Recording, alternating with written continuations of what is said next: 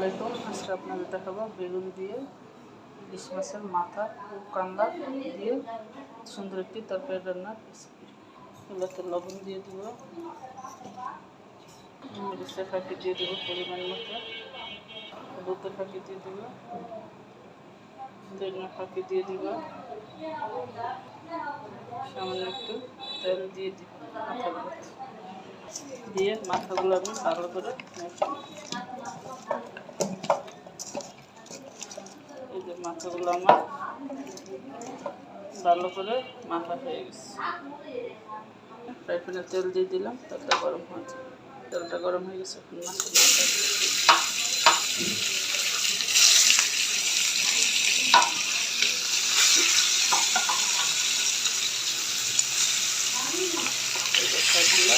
দিয়ে দিল, মাথাগুলো উল্টায়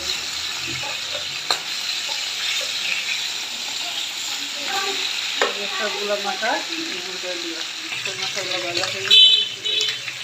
কড়াইতে পরিমাণ মতো তেল দিয়ে দিব, সামান্য পেঁয়াজ থেকে হালকা বেগুন দিয়ে এই বেগুনগুলোকে আমি একটু লবণ হালকা একটু চিনি দিয়ে বেগুনগুলোকে মেখে রাখবো, যাতে করে বেগুনগুলো খুলে না যায়। আস্তে আস্তে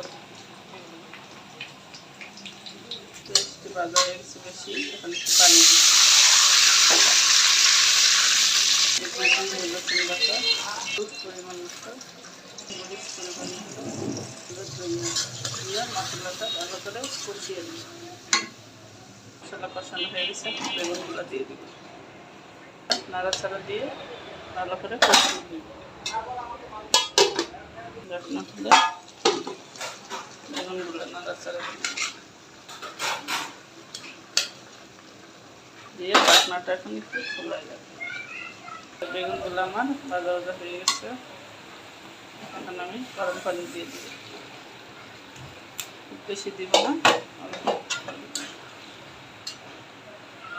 দিয়ে দিব একটু লবণ, দিয়ে দিব 3-4টা কাঁচামরিচ, দিয়ে দিব ভাজা মাথা, সবগুলো মাথা দিয়ে মাথা আমরা সব দিয়ে দিলাম। এখন কাট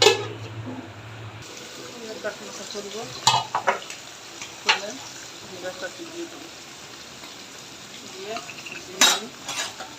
নাড়াচাড়া দিব, দিয়ে নামিয়ে যেটা আমাদের দেখতে হচ্ছে আমার করতে রান্নাটা হিসাবে কম করবো।